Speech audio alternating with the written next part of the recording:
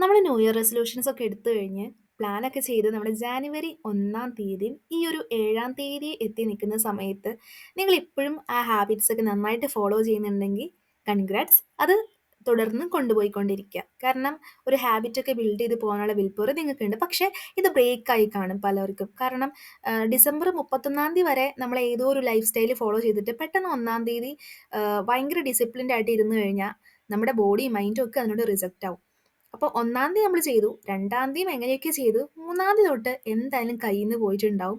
അപ്പോൾ നമ്മൾ ഒരുപാട് ഇപ്പോൾ ഒരു 12 മേഖല നമ്മുടെ ലൈഫിലെ 12 മേഖല നിങ്ങൾ ഒന്നിച്ച് തിരുത്തി പുതിയ ഹാബിറ്റ്സ് കൊണ്ടുവന്ന് അത് 12 ഒറ്റയടിക്ക് ഫോളോ ചെയ്ത് ഇങ്ങനെ പോകാൻ നിന്ന് കഴിഞ്ഞാൽ ഭയങ്കര ബുദ്ധിമുട്ടായിരിക്കും.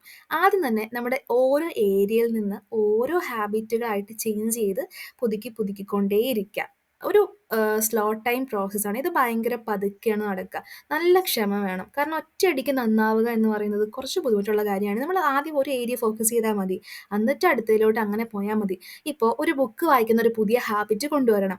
ബുക്ക് വായിക്കുന്നതൊക്കെ ഇഷ്ടമാണ്. പക്ഷേ എന്താ പറയുക, ഇത്രയും നാളും തുടരാത്തൊരു ശീലമായതുകൊണ്ട് തന്നെ ഭയങ്കര ബുദ്ധിമുട്ട് ഫീൽ ചെയ്യുന്നവർക്ക് നിങ്ങളൊരു ബുക്ക് തന്നെ ഒരു മാസം കൊണ്ട് വായിച്ച് തീർക്കുക എന്നൊന്നും എടുക്കണ്ട. പതുക്കെ പതുക്കെ ഒരു പേജിൻ്റെ 2-5 ലൈൻ വേണമെങ്കിൽ ഒരു ദിവസം വായിച്ചാൽ മതി. അങ്ങനെയെങ്കിലും നമ്മൾ പതുക്കെ തുടർന്നുകൊണ്ടേയിരിക്കുക. ഇപ്പോൾ വർക്ക് ചെയ്യുന്നവരാണെങ്കിലും സ്റ്റുഡൻ്റ് ആണെന്നുണ്ടെങ്കിലും വീട്ടമ്മമാരാണ് ആരാണെന്നുണ്ടെങ്കിൽ പോലും നമുക്കൊരു ബുക്ക് വായിക്കുന്ന ഹാബിറ്റ് എടുത്തു കഴിഞ്ഞാൽ പതുക്കെ ആ ലൈൻസ് വായിക്കുക. നമ്മുടെ ബ്രേക്ക് ടൈമിലായിരിക്കും നമ്മൾ അധികം ഇങ്ങനത്തെ ഹാബിറ്റൊക്കെ ഫോളോ ചെയ്യുക. അല്ലാതെ ബുക്ക് വായിക്കുക എന്ന് പറഞ്ഞ് നമ്മൾ രാവിലെ എണീറ്റ് ഒരിക്കലും ഒരു ബുക്കൊന്നും വായിക്കാൻ പോകുന്നില്ല. അപ്പോൾ ബ്രേക്ക് ടൈം ആണെന്നുണ്ടെങ്കിൽ നമ്മൾ ഫോണിൽ ഇപ്പോൾ ഒരു അരമണിക്കൂർ സ്പെൻഡ് ചെയ്യുന്ന ആളാണെന്നുണ്ടെങ്കിൽ അതൊരു 15 മിനിറ്റ് ആക്കിയിട്ട് ബാക്കി 15 മിനിറ്റ് ഒരു ബുക്ക് വായിക്കുക. അങ്ങനെ പതുക്കെ നമ്മുടെ ശീലങ്ങളെല്ലാം മാറ്റിക്കൊണ്ടുവന്നാൽ മതി. ഇവിടെ ഒരു കംപ്ലീറ്റ് ഒരു പെർഫെക്റ്റ്നെസ് നിങ്ങൾ നോക്കണ്ട. കാരണം നമ്മൾ ആരും പെർഫെക്റ്റ് അല്ല. 100% പെർഫെക്റ്റ് ആയിട്ട് ചെയ്യണം എന്ന് പറയുന്ന ഒരു വാശി നമ്മുടെ പലരുടെയും മനസ്സിലുണ്ട്. അതാണ് നമ്മളെ ഇങ്ങനെ നയിക്കുന്നത്. അപ്പോൾ നമുക്കിത് ചെയ്യാൻ കഴിഞ്ഞില്ല എന്നിട്ട് നമ്മൾ അവിടെ ഉപേക്ഷിക്കും. അവിടെ ഒരു നിരാശയുണ്ടാവും. പിന്നെ ഇങ്ങനെ അലസായിട്ട് പോകും. അപ്പോൾ 2024 വീണ്ടും റിപ്പീറ്റ് ആവും.